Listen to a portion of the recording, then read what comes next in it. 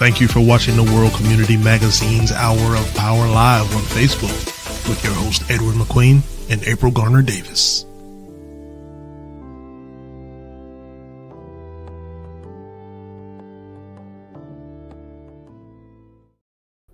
Wow, good evening, and welcome to our broadcast this evening. I'm your host, Ed McQueen, of course, my sister, dear sister, April Garner, who's really going to facilitate this evening. But I just wanted to kind of give an introduction and express our gratitude for having our such guests with us this evening. April, we've got talent in this town that's unbelievable. Is that correct?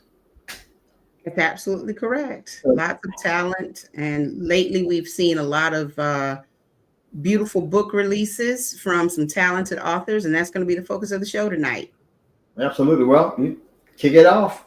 All right. So tonight's show, we have a spotlight on local authors, and we have two wonderful authors who are joining us. We're hoping to have a third, but for the most part, we're going to have a good conversation with, I'm sure, two people that are well known in the community who've actually decided that they would put their thoughts and creativity in motion, and they've created some wonderful children's books. And so we're going to have a conversation with these authors to talk about their inspiration behind writing the literary works, but also the importance of a focus on literacy at a young age.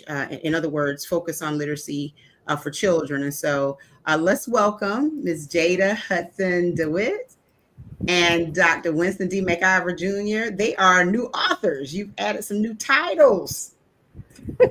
To your repertoire. I think that's awesome. Absolutely awesome. So welcome tonight.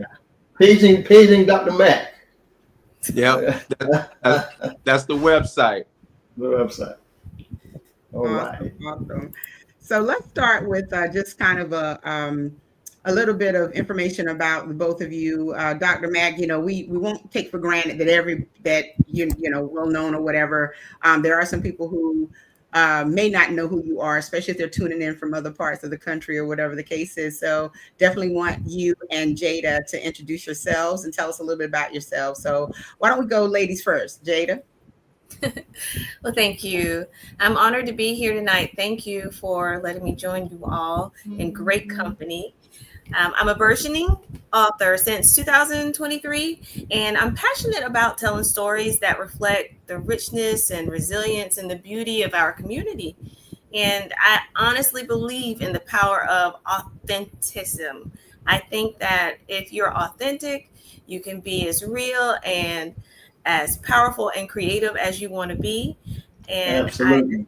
I think that writing fiction is good to also have that root in cultural truth, or speaking like truth and encouragement into someone else's journey. So I'm just here to help our voices be heard boldly and lots of times unapologetically. Yes, I like that. I like that a lot. Yeah. So Dr. Mac, tell us a little bit about yourself. Well, I'm a primary care physician from Conway originally. I finished, went to college at Morehouse in Atlanta, went to med school at Meharry in Nashville, residency and internship in primary care at University of South Carolina. And I came back home in 2000 and have been in private practice ever since.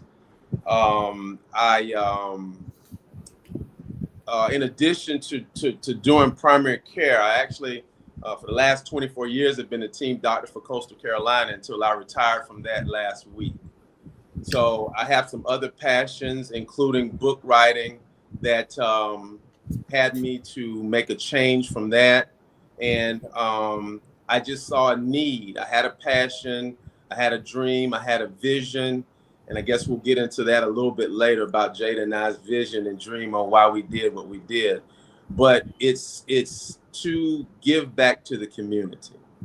I saw a need, I had a burning, I had a passion, I had a story to tell, and that's kind of where we are. All right, and that's a great place to be, and especially Dr. Mack, because you have walked so many different paths in your career, and I'm sure that the stories that you can share with young people about how to persevere and to show resilience through all of that are, you probably have books for days in your head. Well, yeah, it's interesting you mentioned that because I've got parts are all completed of 11 books. Ooh, So I started this process 10 years ago, mentally thinking about it. I started putting pen to paper 6.5 years ago, and I actually finished this book 2.5 years ago. And my publisher was itching for me to get it out, but I told him I wasn't ready yet. I didn't change anything in the book. I just felt like God didn't tell me it was time to release the book. Okay. And Easter Sunday, I got the vision, and I called my publisher and I said, I'm ready to roll, and I need this book out before these kids go back to school. Okay. But everything was already done 2.5 years ago. 2.5 years ago, but you waited on God's timing. Right. That nudge to release it. Okay. Right. And I'm almost embarrassed to say I didn't tell my wife and my mother until about 10, 11 months ago. Okay. So you were kind of an undercover writer. You were writing and they didn't know? Well, yeah, right. I didn't want any questions about when it was coming out, other than what I was getting from the publisher ready to push it out. But I told them I'd be ready in my time. And it was really God's time. So Jada, you're nodding your head. God's timing worked for you as well? Exactly. Because I truly believe that if you put your date on it, it won't happen. So let God lead you into when you're ready to submit to the publisher and say, it's out of my hands. I think we're having a bit of a delay with Jada's reception. So Jada, you were delayed, I think in the last couple of words that you were saying. Yeah, there was a little glitch in your reception. Yeah. So you were, but you were talking about the fact that, you believe in God's timing and that's what, okay. Yeah, that's what also was. I was basically saying that. Go ahead. Right. Yeah. Because if you put a timestamp on it, it's not going to happen on your time. It's always God's time. Okay. All right. So Jada, you've already released a number of books. Dr. Mack, this is your first, but it's one in a series of books that are going to come out, or at least a number of titles that you plan to release. Right. A little bit later, we're going to get into like the actual writing process and talk a little bit more about that in case there are some aspiring authors who are watching. But let's take it book by book. So Dr. Mack, I'm going to put your book on the, this is the cover. What will I be when I grow up? The Adventures of MJ. So, right. and not Michael Jordan. No. Yeah. So tell us a little bit about this story. Okay. So this started with me mentoring kids, and I have a routine of asking kids, what will they be when they grow up? What I noticed was a lot of kids couldn't really answer that question. And I wasn't so much concerned about not being able to answer the question, because that's what mentors are there for. My problem was some of these kids looked at me as if it was the first time they were ever asked that question. And that was concerning, because that meant that a lot of these kids have not been talking about this at home and haven't been talking about it in school. So I went back to MJ, which is me, Mac Jr. So this book is actually more of a nonfiction book because it's actually about me. What I did in this first book was I went back to me between the ages of 7 and 14 years old. And in this book, it was everything that I wanted to be. I wanted to be a policeman, a fireman, a chef, a teacher, a doctor, a lawyer, a dentist, a truck driver, a scientist. All those things I wanted to be. And the thing about it was to tell kids that you can be whatever you want to be.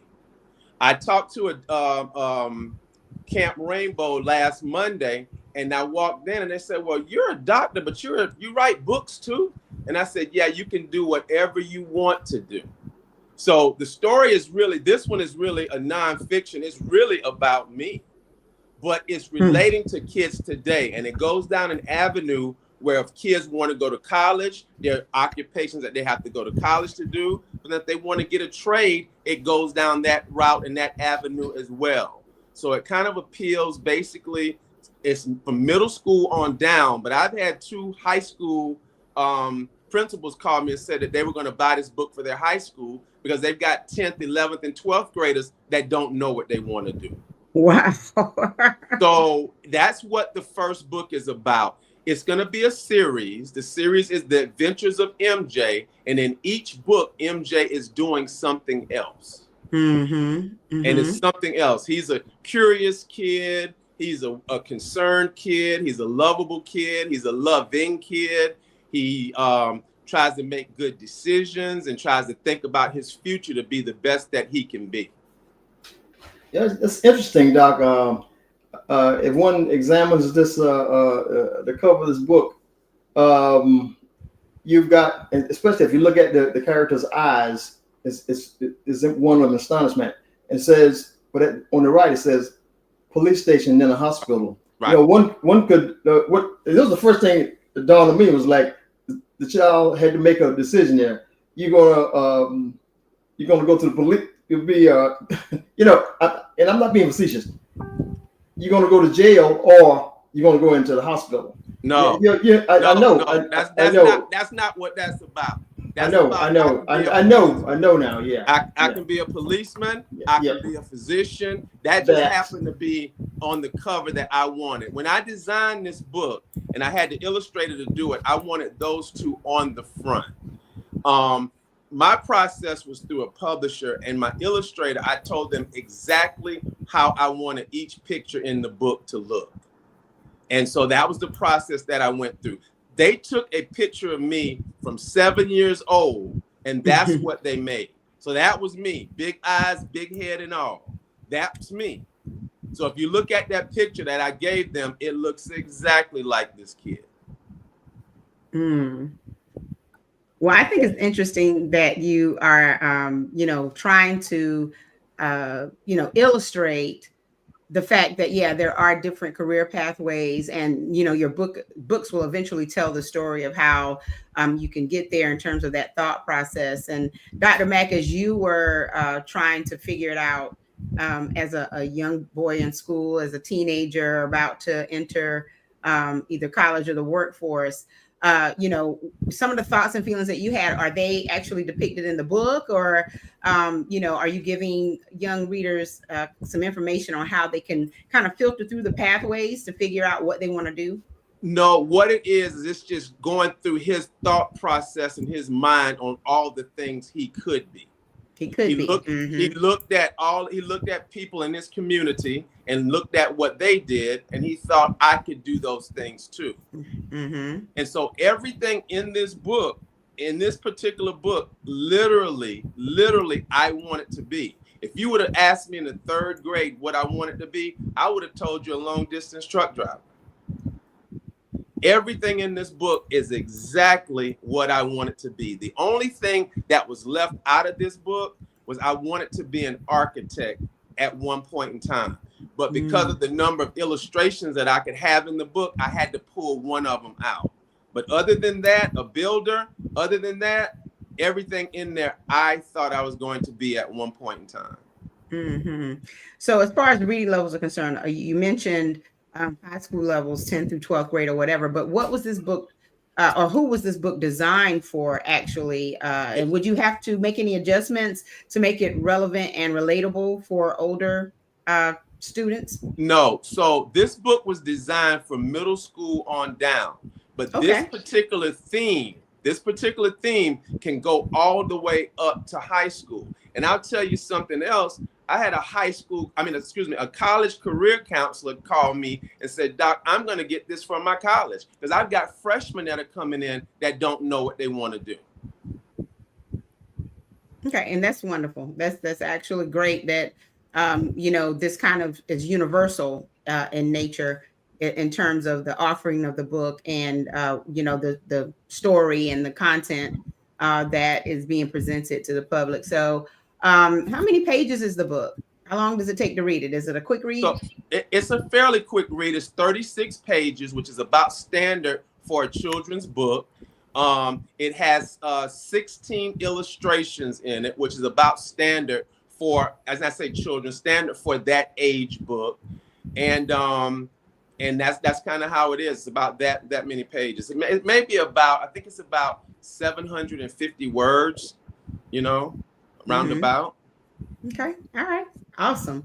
So, Jada, you have pretty much a nice little collection of books as well. And Dr. Mack, of course, we'll get back to you to explain how viewers can actually purchase your book. But let's talk about this array of books that you have. Yes, ma'am. So these are some of my top sales. The most recent one, Grandma Daisy and Me, I'm very excited about that one. That one is close to my heart because it is a story that I used to hear time and time again from my mom. So it has that setting of nonfiction with some fiction in it. I just made it relevant to our area versus her homegrown area in Beaufort. So I switched it up and made it Atlantic Beach and gave it her story, but with some local sights and sounds that we know of around here. Okay. All right. And then now you have a nice little collection here, everything from 250 Gullah Geechee and Low Country words and phrases to Aquila and the photo of an owl. So you got to talk to us about, the inspiration for all of these books. Okay, so my mom was born and raised down in Beaufort. So at home, I got to hear a lot of good words and a lot of low country Gullah Geechee words that I still have in my memory bank. I don't get to use them that often, but when I hear them, I know them.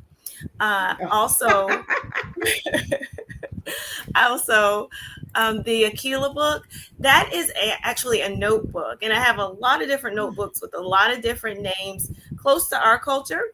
And I'm always adding more names. So it's a blank book inside that's lined about 50 to 75 pages, I believe.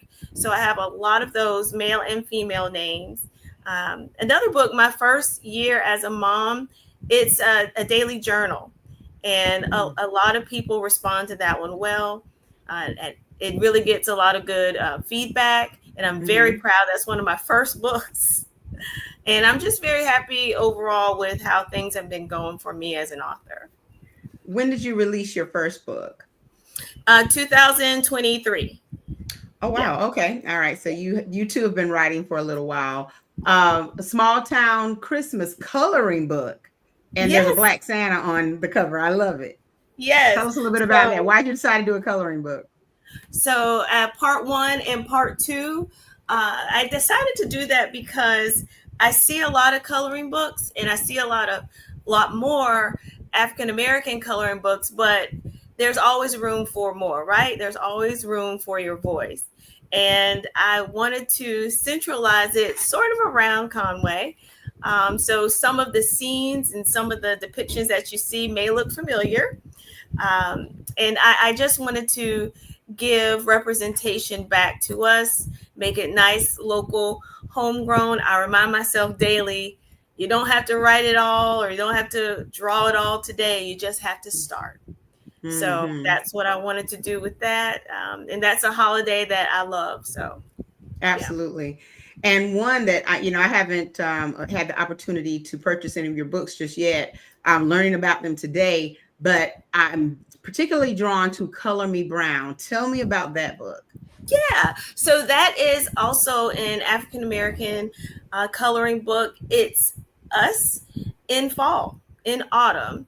It doesn't have any Halloween elements. It just has the season of fall elements, going back to school, getting pumpkins, running through fields, sunflowers, cornfields. That was a very fun coloring book to do. So the actual characters in the coloring book, and most all my coloring books, all have a cultural tone to them. So the hair may be in braids, you may see afros, you may see fades, you may see Caesar cuts, and it's kids. And so it's scenes that you have been in yourself. Right.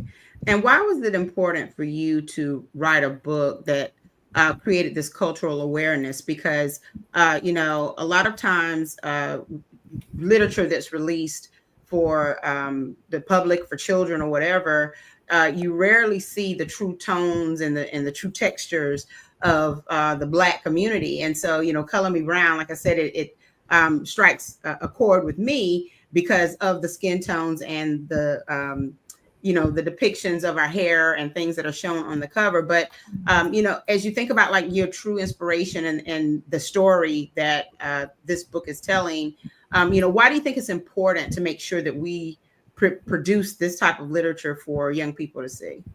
It's necessary.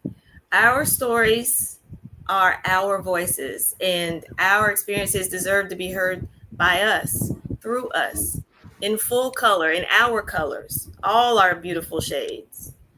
And with that, reflecting beauty, strength, frustrations, kid frustrations. I didn't get my homework right. My crayons broke. What am I going to do? It's something that I learned growing up. Even if your voice is small, let it be heard. Because if you don't give your voice, who's going to hear it? So don't wait for perfection. Don't ask for perfection. Start messy if you have to. Just begin. Exactly. Well, we have our third author who's joining us tonight.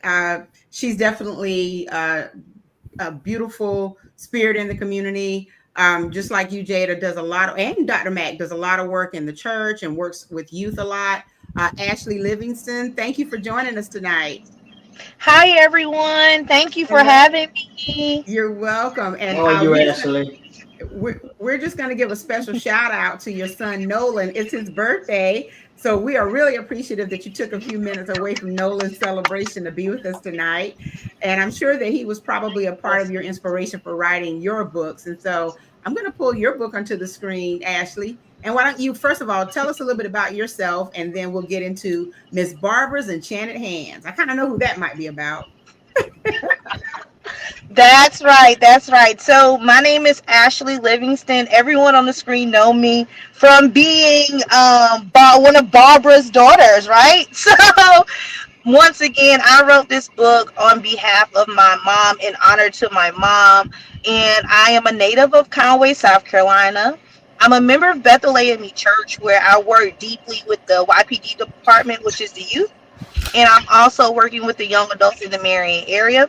Not only that, but I am also a special education math teacher at Loris Middle School.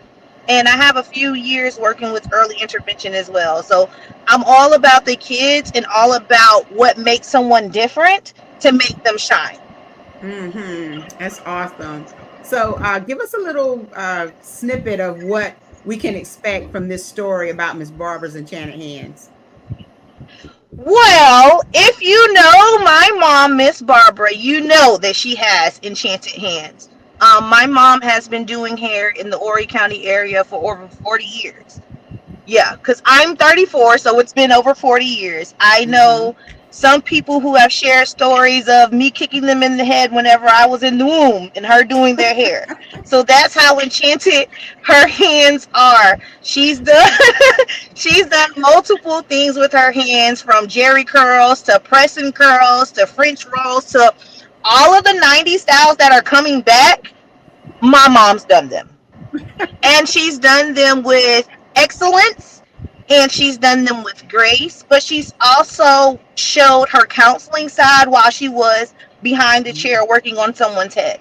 So what I found by observing her in the beauty salon, I found that my mom was like a community counselor to a lot of females in our community. She would tell them positive things, give them scripture, give them encouragement. So that's what this story is about. It's about going into a Black beauty salon or beauty shop, how we call it, and having that experience under someone who's so magical, but also loves the Lord as well. And then there's a little snippet of a little girl named Mia who has her first experience in Miss Barbara's Enchanted Beauty Salon with her enchanted hand. So because so many people from Conway already know about this experience, why not read Mia's new experience that we all have already been through? So how did your mom feel when she realized that you actually penned a book that really was all about her? You know, I'm sure that it's like you said, it's a way to honor your mom, but also it showed the importance of her work in your life and the impact that her work had. And sometimes people work in certain areas or, you know, doing a certain thing, and they don't always understand or feel that their work is impactful. So this is a great way, I'm sure, that she was able to understand how much of an impact she made on you. And I just can only imagine the stories that could probably come out of a series of Miss Barbara's Enchanted Hands. So how did Barbara feel about it? So this is story one. You just gave it away, April. There are stories coming out. There are stories coming out about more of her experience with her enchanted hands in the beauty salon. One thing that I can say about why this story inspired me, not only because she's my mom, it's because she's such a blessed individual, and she loves her customers.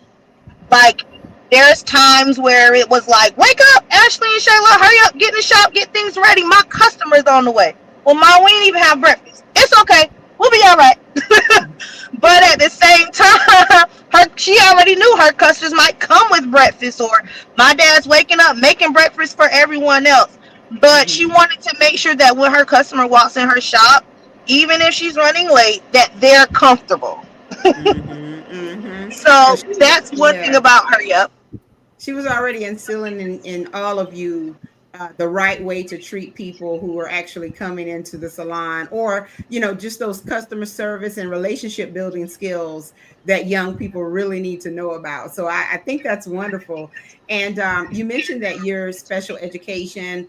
Jada, you're an educator as well, correct? No, I'm a stay-at-home mom. My son goes to school online, so I assist him when needed. Okay. Yeah.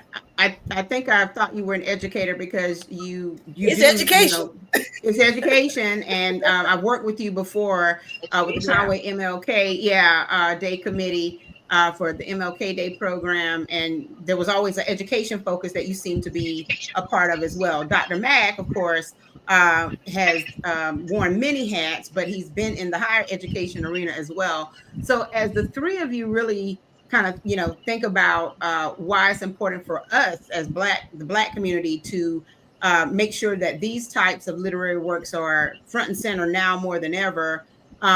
Share with us what your thoughts are in terms of what's happening with education and why this is a movement that has to continue, and, you know, what you would say to other aspiring authors who may want to do the same things. Is that open to everybody? I'll go. It's open to everybody, yes. Okay. I'll go. Oh, go ahead, Doc. Go ahead, Doc. Go ahead. No. Hey, sweetie, you go ahead and go. Ladies first. From an education standpoint right now, reading is very, very important because we see that our young guys are leading towards sports and our young girls are leading towards acting or singing or something in the arts career. However, if you don't know how to sign that contract that is presented in front of you, you don't know who you might be selling your soul to, whatever term you want to use. So I think it's very, very important that those students understand that even though you might be creative and the arts is the direction you're going, if you don't understand what you're reading, you might be tied up into some stuff. So I think the education system is trying to promote literacy so that kids understand, comprehend what they're reading, not just reading it because they're scanning it and shorten words and changing numbers to words just because they feel like it. No, you need to understand what and comprehend what you're reading. Right. Right. Because to piggyback, education is just also more than just textbooks in the classroom. It's your creativity, your own brand of creativity. It gives you a foundation in who you are, gives you more opportunities, and it can transform you. Like for me, education is personal. I was raised by two dedicated retired school teachers in Horry County who believe deeply in the power of learning to unlock your potential and learning differently. That's okay. That taught me that if you know who you are, you know where you came from, you can write, you can be educated, and you can live with a purpose. It all matters. They're your tools to dream, your tools to question, and your tools to create. So it empowers our community the more education we have in our community. Right. Additionally, studies show that young people that are reading below the level where they should be reading have a higher incarceration rate. They have a higher recidivism rate back into the penal system. They're unable to hold jobs. They have academic struggles, and they have a higher percentage of school dropout. So it's estimated that up to 70% of incarcerated inmates read below a 4th grade level. There's also studies that show that if you have kids that are not reading above a 5th grade level, you can probably build a lot of prisons in that area because they're going to have a lot of crime and a lot of people in the penal system. So it's very important to get these kids to read, to dream, to think big, to think outside of the box, to think early, to think often, and to be what they can be. Right. And I also think it's important that we tell the kids, not just the parents, but tell the kids, those young girls and young boys, they are literally making prisons if you can't read when you're in elementary school. And even though it feels fearful, sometimes that conversation needs to be had. Right. Because if no one tells you, how you know? Right, because you don't have to listen to me tell you, but whenever you get 18, 19, 20, 21, and you're considered grown, you're going to listen to the law telling you to do it. So, Right. As I've always heard, from pre-K to baby to 3rd grade, you're learning how to read. 3rd grade and up, you're reading to learn. Take it seriously. And you know what you all are talking about, of course, leans into what we all know is termed as the infamous pipeline to prison. And 3rd grade is where they start to measure that propensity to, like Dr. Mack says, end up in the penal system if they do not have the reading comprehension skills, the academic achievement that needs to be instilled in young people at a very early age. And 3rd grade is that measure. That's the baseline. And Ashley, I wanted to, hopefully you're still on. We lost your visual, Ashley. The new school superintendent, Cliff from Atlanta, as he likes for us to call him, there was a recent event at Bethel where he talked about some of the goals for the year. And he mentioned one of them being, you know, the reading levels and why it's important to make sure that those reading levels are where they need to be, above baseline or what have you. Before we get into that, I do want to recognize that we do have Marjorie McIver, and I'm going to bring her on in a moment. And she may want to even be a part of this side of the conversation. But Ashley, can you, hopefully you were there. Do you recall what the superintendent's focus was? And Jada, if you were there as well, please chime in because that's essential for our community to know. Mainly because, yes, you can send your children to school every day in hopes that they will be able to keep up, because they are retaining what they're learning in school, with the hopes that they know they have a library where they can go and check out books and read either for pleasure or, as an assignment. But then there's reinforcement that needs to happen at home as well. So tell us a little bit about what this new superintendent talked about as it relates to reading and reading scores. And if the three of you can possibly add some advice to this as far as what parents can do to make sure that we're meeting that challenge, that would be great. I guess I'll go again, Dr. and Jada. So I did attend the program was held at Bethel. We lost you again, Ashley. Jada, did you attend that program? Yes, I did. And the superintendent, he was very cordial, very honest. Oh, she's back. Okay. All right. Oh, nope. I didn't get too far in. Yeah, she keeps going in and out. Yeah, go ahead, Jada. Okay. We'll bring her on. So he was talking about the diversity gaps, especially in our academic levels for Horry County, especially expanding teacher apprenticeships, I think, and I think he was talking about career ladders, but he really wanted to first get a handle on the situation in each school. He focused on pathways to help education become easier for teachers and for students. But what he did was he opened us up to knowing who he was, giving us his background. He didn't set, astronomical goals, but he gave us the real deal that he's here to start to learn what's going on in our area. Okay, Ashley, we can see you're back. Okay, everyone's calling to tell Nolan happy birthday. I'm sorry. So, and a little bit more laughter, I call Superintendent Clifford the Big Red Dog. Let me explain why.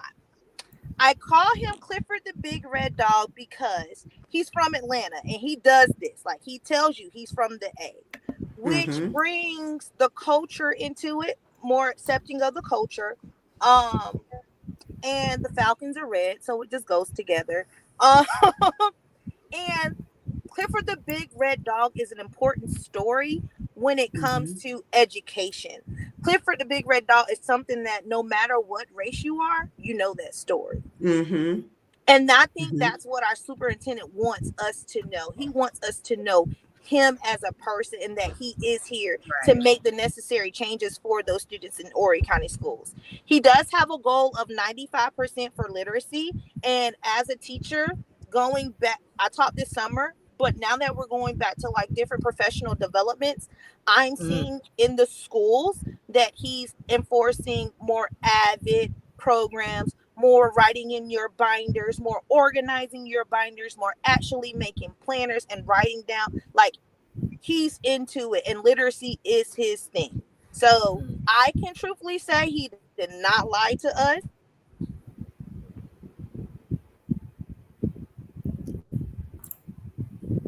And improving student outcomes. He definitely has a focus in on that.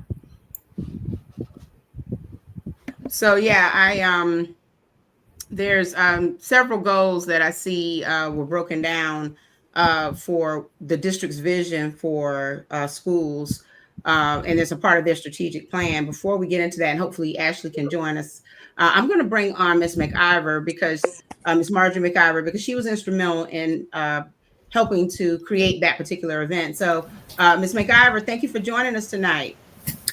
It's good to be here. Am I unmuted? Oh, yeah, we can hear you. You're fine. Okay. Good.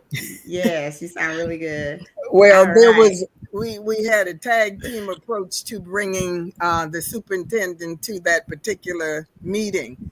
Ms. Dolores Rosia and Ms. Juliana Brown. The three of us worked together to try to coordinate that community program so that the parents could come out and meet and greet. the superintendent. And I thought it was well attended. I wish we had more in attendance, but I thought it was well attended for that first meeting. And I'm hopeful that Miss Ashley and Miss Jada will pick up the torch from this point on and maintain that contact with the superintendent and the community itself.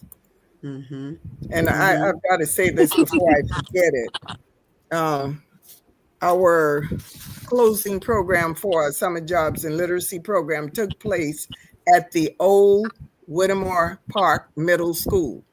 The auditorium there is just an ideal place for the community to convene. Now, how you two can make that happen, I don't know. But it is an ideal place for that. And I'm thinking if we can use that more for some community events and activities, forums, conference sessions, that would be ideal. Yeah, take advantage of it there. We have a multi-purpose area now. What was that? You said a multi-purpose area? Yes. Yeah. So, Ms. McIver, you had a chance to hear from all three authors, one of which is your son. And so tell us what your thoughts are now that you've had a chance to listen to them talk about their literary works, what inspired them. And also we were talking about why it's important now for us to focus on it, especially for our children. So give us your thoughts, what comes from your heart right now? Okay, I think when our children can experience real live authors, somehow it cements the learning. I think the personal contacts that they had, we had 10 authors that came in contact with this summer. And if you, I wasn't prepared for this piece, but if you would, okay, I've got the 10 right here. We had Miss Lorna A. Rainey, who is the author of First in the House, The Life and Achievements of Joseph H. Rainey. We took the group to Georgetown to meet her and her entourage. And she really gave special treatment to those young people. Not only did she hold the adults back with her autographs, she made a personal space and talked to each one of the young people that we brought there. Wow. She autographed each book with their name, each of their little pamphlets that they brought with them. The other we had was Ernestine Tina Wyatt, who's the grandniece of Harry, grandniece, 3 times removed. And then we had the author Steve Williams, who they also met in the Georgetown area.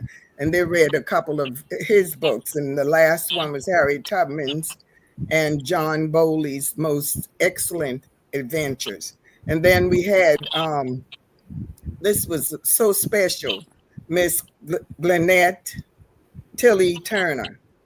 Miss Turner shared with you all on the broadcast and some earlier broadcast she was on, just a delightful 90-year-old woman. 91, thank you. But Miss Joella got him on the telephone while we were at camp with the kids. And they interacted with her online this past Monday. I'm sorry. They interacted with her. And she promised to send us some of her books. So we're looking forward to that. She has 2 books, the one Apple for Harriet and Apple for Harriet. And the other is a new book which will come out in 2026. And that's The Gift of Freedom, how Harriet rescued her brothers. And of course we had Isaac and Tracy Bailey. We had Ron Days and his daughter, Sarah Days. And one of the most special authors that came to camp to share his book with us was my son, Dr. Winston McIver Jr. the kids were so delighted to have him to read that story to them. And he asked questions of them like, what do you want to be? And the kids shared those stories with them. And unbeknown to me, I didn't know he had all of those professions in his head. I mean, but that's just how his mind works. You know, it's just eclectic. And when he decides on whatever it is, then that's what it is. And it happened to be a physician. I didn't even know that the young man was going to medical school until he was almost in the door, to be honest. Wow. So apparently he had all of those careers embedded somewhere, hidden somewhere that I didn't know. But we just had a tremendous experience with these authors this summer. Can you imagine these young people interacting with 10 different live authors? And Joseph McGill, I have to mention him as well, Sleeping with the Ancestors. We took some to the museum when he came a month or so ago to share some things with the community preservation group. So, Doc, did you mention that in the book that she didn't know that you were entering med school? No. By the time I was 16, I knew that I was going to go and be a physician. But prior to that, my mind was all over the place. Like I said, when I was in the 3rd grade, you couldn't have told me I wasn't going to be a long distance truck driver. Wow. So Doc, you can't knock that. Those guys make big money. Oh yeah. Listen, when they had career day at school and they did the projector and they talked about all the different careers, they made it look like it was absolutely wonderful. You get paid well, you get to see the country. Absolutely. That's the education within itself. When you get to see the rest of the country. And then to at a certain extent, they're in business for themselves. Oh yeah. Okay. They're business people. Yeah, right. In business for themselves. So I applaud them for that. Yeah. Oh yeah. So Doc, does MJ actually identify what he wants to do in the first book? What happened? Lost Ashley. Does he identify what he wants to do in the first book, or is he still trying to figure it out? No, I didn't want to gear it towards any place. I just wanted the kids to create their own imagination, create their own space with different things, but using the things that I thought about being as an avenue and a vehicle. But it doesn't say in the book MJ goes on to be a physician. Awesome. Okay. Well, you definitely have left it open for the young imagination, and planting those seeds is always great. I tell you, Ms. McIver, there's so many new books now that you can actually add to your list of for the curriculum for next summer, and local authors I think are wonderful and very tangible. I mean, it's the way, like you said, that children can relate to the book, and actually it probably adds to the excitement of it all too, to know that someone has written a book and you can actually read the book to the child as an author and put your own expressions and inflections and everything in it the way you meant for the story to be heard or read or whatever. So I just commend you all for doing what you're doing and for writing the books and creating what I want to hope is a movement, and more local authors will start to step up. And I know that there are a lot of local authors out there. I've seen other posts about some authors, and it's like if you don't capture it right then you miss it. So I just want to put a call out there to anyone who has recently penned a piece of literature, whether it's a children's book or some other type of publication that you created. Let us know, because we like to do this spotlight on local authors from time to time so that everyone knows. And Ms. McIver, I don't know what it is that they need to do to make sure that these books end up in local libraries. And Dr. McIver is already saying that the schools and counselors are calling him. But, can you lend some advice on what they can do to make sure that these books are seen by the children in mass?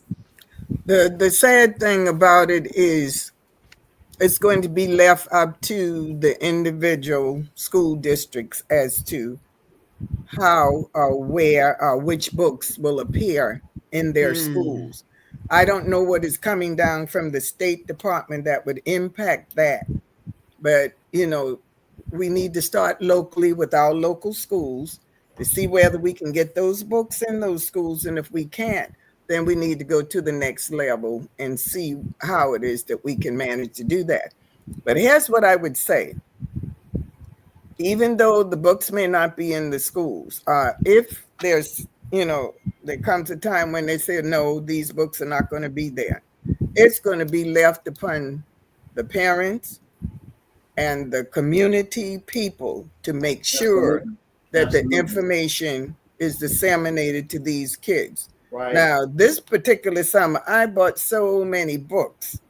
Those books will stay with those young people, and those parents know that they're to begin their library, add to them.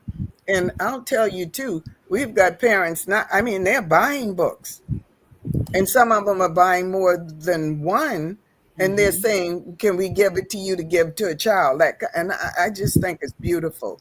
I know Dr. McIver's book. I'm so, I won't say tired hearing it, because that's what we want to happen. But there are so many parents that are buying that book, and if that's the start, let it be the start of something that we can help to cultivate and push to get more books into these homes. So to answer your question, all of this will depend on what we allowed to do in those schools. And if something trickles down from the State Department, then that's what has to be adhered to. And it's up to us as parents and community people to fight to see if we could make it happen. And if it doesn't, we're still going to keep getting those books in the hands of those young people. Absolutely. That's where you move from. If you rejected at one point, there are other venues out here, and we could have forums, just like McGill came to the library, and start propagating all the sources that we have for those books. We can't pay attention to, we can pay attention to the restrictions that they're currently politically placing on what it is to be read in the public schools and all that kind of stuff. I guess I'm alluding to CRT, but the progress is going on here, like Jada and Ashley, and when we get more authors, like you all, we'll be on a roll. We care less about CRT. Okay, people are going to buy your books. Well, the word has got to get out there. And if the word is not disseminated, then our community is still at a loss.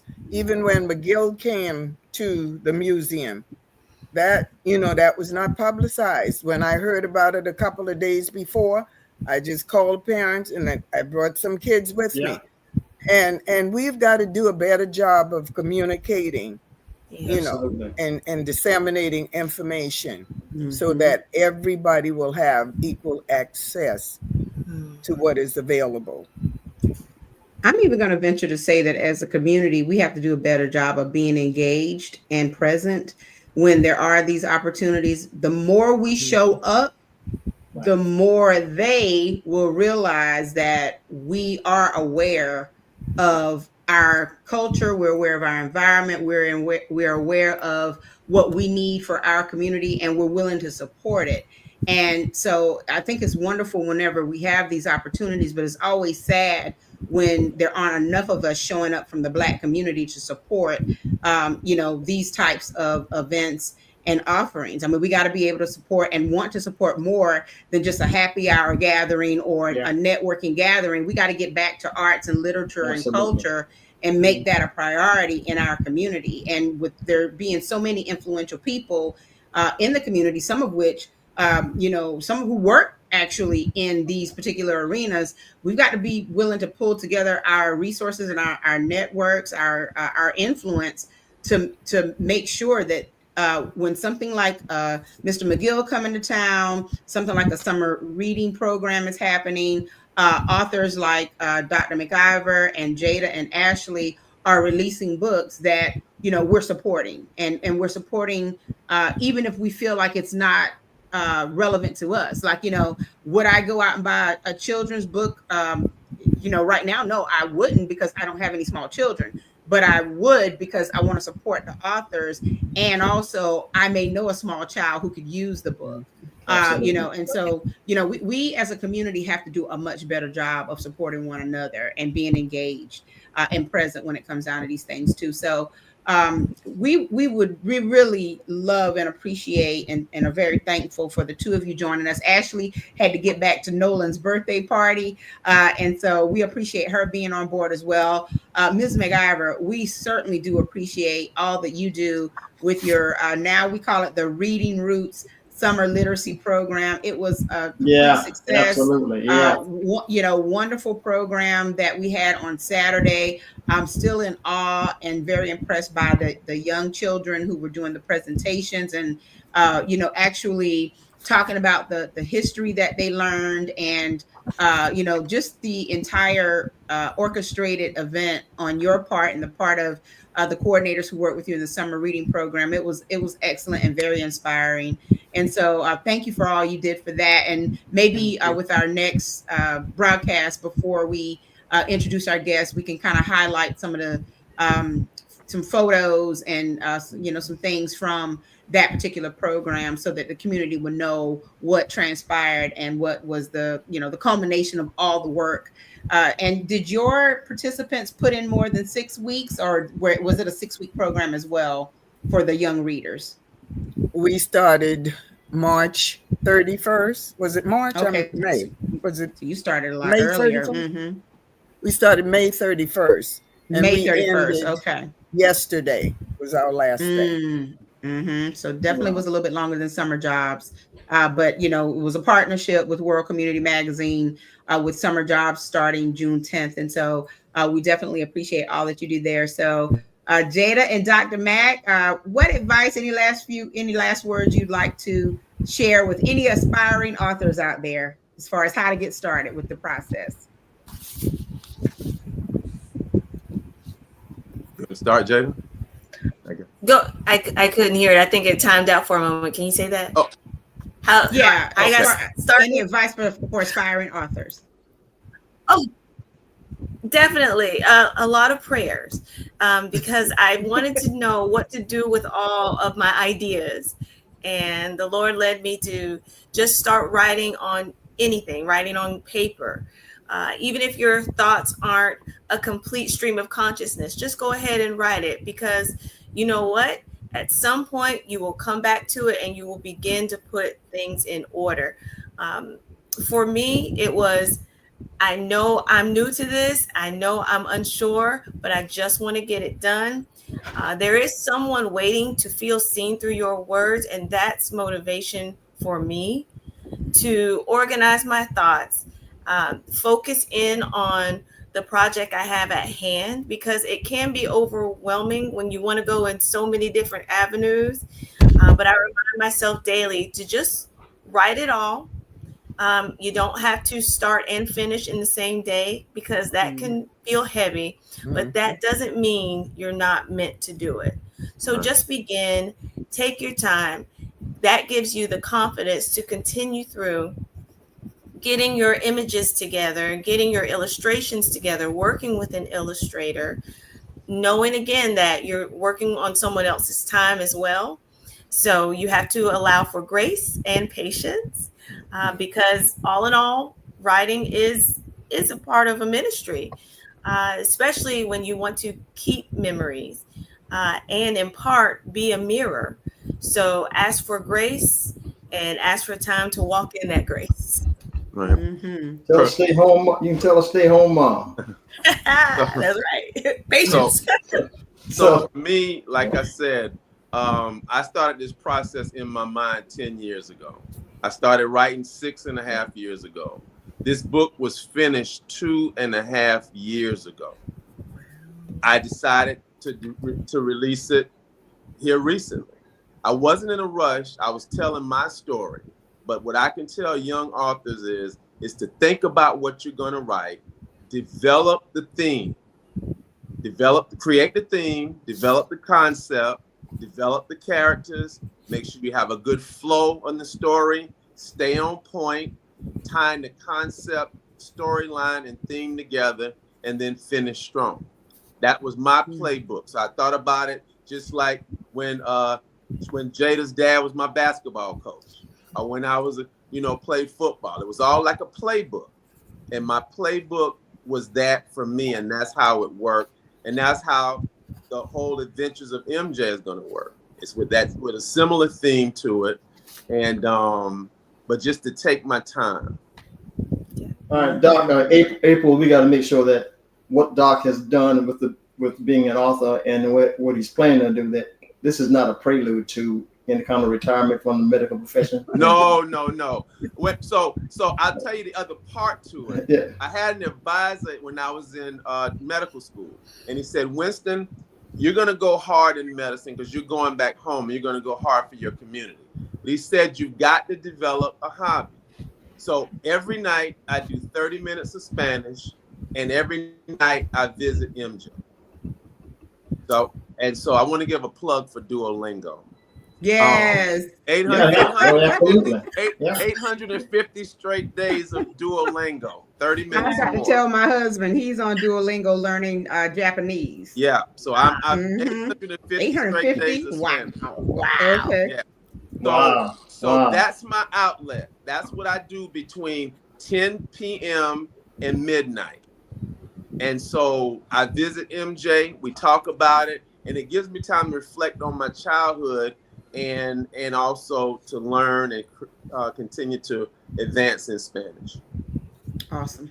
It's really, really awesome. So all these accolades. Oh, go ahead. I'm sorry, Doc. Finish. No, I'm finished. Yeah, you finished. All these accolades, April, that have been given this evening, especially to Ms. McIver for her great and fantastic job. She's been in collaboration with the World Community Magazine on the closeout. April, you can stop being modest now, okay?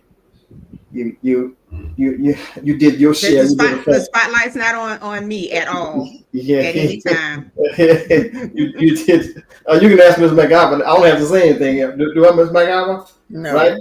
Yeah. So the spotlight really should be on you also.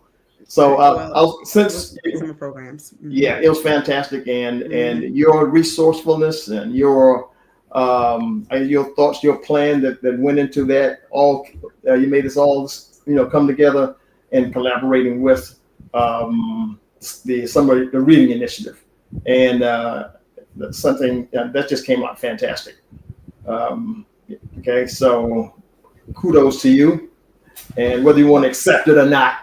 Okay. Well, no, I'm going to say thank you, but what I am going to say as well is that you started the summer jobs program. How many years ago it was? Like 8 years. 2017, I think, was the first one. 2017 was the first one. And so, over that time, you were able to, unfold a vision that you had for the young people that included your ability to create some relationships with community partners who were willing to allow those students to come into their businesses and organizations to work. You also had a robust donor base of people who were willing to financially support the program. And, as time goes on, as with anything, it evolved.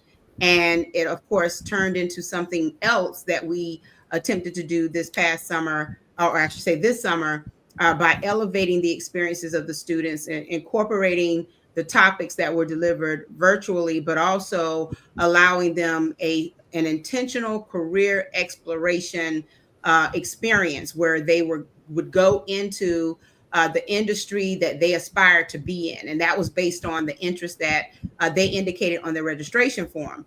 And so, I can only take half credit for what happened in terms of recruiting the students, doing the marketing, putting the actual curriculum together for the students. But it was definitely, right? Well, that was only a part of it. Your work in all of that also was to make sure that you had the community partners on board from a financial aspect, and that they were supportive of the students coming into the actual workplaces or, and also having that financial support and that financial backing for the students. And so this was a team effort. The collaboration in terms of Ms. McIver's summer reading program, that's something that to me is, if you think about it, they complement and supplement one another, because absolutely. There were students in the summer jobs program who were also a part of the summer reading program, and it was a lot to roll out, and it took a lot of work and definitely collaboration. And the hope is that those students and parents who participated in the program appreciate the vision and also just the intent behind trying to not only give the participants something to do over the summer. It's more than something to do. Mm-hmm. It's all about giving them pretty much a more than a nudge. It's propelling them forward into the future by making sure that the literacy component is in place and that they not only can read a word, but they can comprehend what the story is about and connect the dots. And then from the standpoint of kind of, being a pipeline into the summer jobs program, that they can then apply everything that they've learned through the literacy program while they're on the job and learning life skills and learning work skills and all of that. So that was the overall vision, at least is under my understanding, for the World Community Magazine summer jobs program, and also for Ms. McIver's Reading Roots summer literacy program. So I take no individual credit. This was definitely a team effort, and I just did what I was able to do with my God-given talents. I will say that, but I really. That seemed like it was coming naturally. It was. I mean, remember, I worked 12 years in higher ed as director of career services, and everything that Dr. Mack is talking about. What will you be when I grow up? I can't tell you how many times I had adults to come into the career services department who wanted to enroll at Horry Georgetown Tech, and they had no clue of where to start. They had a lot of ideas in their head like he did, but then there were qualifying questions that they needed to ask to make sure that they were on a right path and that they weren't wasting time and money. And even after they selected a major, what's interesting is that, couple 3 semesters in, they would find that, oh, wait a minute, this is not what I thought it was going to be. And no, I can't deal with that. I told a story about that during the ceremony. And so the idea is, if you are informed and educated about the different career paths that are out there, then you can make a better decision about what's right for you. And like Jada said earlier, being authentic and real about what you want to do, what makes you happy, where your passions lie, where your strengths are, what your hopes are for the future. You should really interconnect all of that to create that idea or that decision about which way you want to go. And it's never, ever a bad idea to do that for a little while and then reinvent yourself, because you can do a lot of things. I know I'm one person who does a lot of things at one time. Dr. Mack, I know for sure, is the type of person who does a lot of things at one time. So, there's always room for it, and there's always capacity for it, and God will give you the strength for it if it's right for you. So, we had a great program. I really appreciate it. Working with the 17 students who were in the summer jobs program. Ms. McIver, you had almost 30 students in your program, something like that? We started out with 30. We wound up with 22, I believe it was. Yeah. It was wonderful. And we had over 100 people who actually attended. Parents, community partners were there to celebrate the young people who they invited into their workspaces. And we recognized our community partners and our students. And so it was a great program. And we just want to thank right now the public for being a part of that, the parents for being aware and engaged, and hopefully we can make it better for next year. So with that being said, Brother Edward, we've had our guests tonight. And we really do appreciate them being here and sharing more. And of course, as you have new releases, we want to invite you back so we can, keep up with what you're doing and what you're releasing, the publications. Before we go, Dr. Mack, tell us how you can purchase What Will I Be When I Grow Up? How can we purchase it? Mm-hmm. Okay, so first thing I'd like to say is thanks, Brother Edward and Sister April, for having me on. I'd like to also say congratulations to Jada and Ashley on their great works, and look forward to seeing what they're doing in the future. For me, my books is online at Amazon. It's on sale on Barnes and Noble online. It's on sale on Books A Million online. It's on sale at Walmart online. A-Books, ABE, which is a subsidiary of Amazon, has picked it up. Indigo has picked it up, which is a Canadian platform, and Waterstone, which is a UK European platform, has picked it up. And so, you know, it was no greater call I got than when the publishing house called me 4 Fridays ago and told me to go online on each of those sites and to see the book pop up. Wow. This is the first in a series. I'll give you a little scoop now. The second one will be out between Thanksgiving and Christmas. And my website was just up and running today. As you see on the bottom, it says pagingdrmac.com.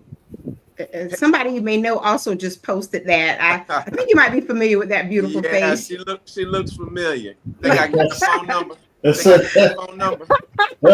me get a phone number. Doc, you want to get a phone number? All right. But I'm really grateful. I'm really thankful. And I really thank God for giving me the talent and the ability to do this. I want to thank my mother personally, because she was a big part of this. My wife, my kids, my family, everybody were a big part of this. And I just look forward to telling people about the adventures of MJ. All right. And Jada, yeah, you also have your books available on Amazon. Tell us where they can get the books. Yes, I am all on Amazon. All of my books are there. I'd just like to say thank you again to everyone for allowing me this opportunity. Sincere thank you to the host, Dr. McIver, Sister Marjorie, Ashley. When I see her, I'll give her a big hug. Yes. This is a great place and a great space where we as authors can come and feel the love and know that love will be reciprocated. And again, I just want to thank you. I'm on Amazon. Thank you for believing in our voices like mine and helping lifting them higher. All right. You are very, very welcome. And I was trying to see where Ashley's book is available. Ashley's also on Amazon. She's also on Amazon. Thank you very much, Jada. So also look for Miss Barbara's Enchanted Hands on Amazon as well. And so we just want to thank everyone for being here tonight. Thank you to our viewers, our loyal viewers who come back every single week. Ms. Verdell, we have Josephine Burgos back. I haven't seen her in a long time out of Charlotte, North Carolina, but she's back. Ms. Verdell in Columbia. We also had Micah Pierce out of New Jersey and Erskine Johnson III out of Atlanta watching with us tonight. Thank you so much. We really do appreciate it. And of course, you know, they're all homies. Look, they're from the local area too, doing big things where they are. And it's great that they're tuning in to find out what is going on in our local community with our local talent. So next week, we will have another author, but she's not here for an author spotlight. Becky DeWitt is going to be our guest, and she's going to talk about the Whittemore room at the new Whittemore Park Middle School that showcases artifacts and part of the history from Old Whittemore High School. And so Becky's going to be with us. We're going to see some photos from that space and talk about how that all came together. So please plan to join us next week at 7 p.m. With author Becky DeWitt, and also I guess you can call her kind of like a curator of that room. She will be with us. So that should be everyone, it should be very interesting. Yes, absolutely. So again, thank you all for being with us this evening, and we hope the rest of you have a wonderful week. Take care, and we'll see you again next week. Okay. Godspeed. All right. Godspeed.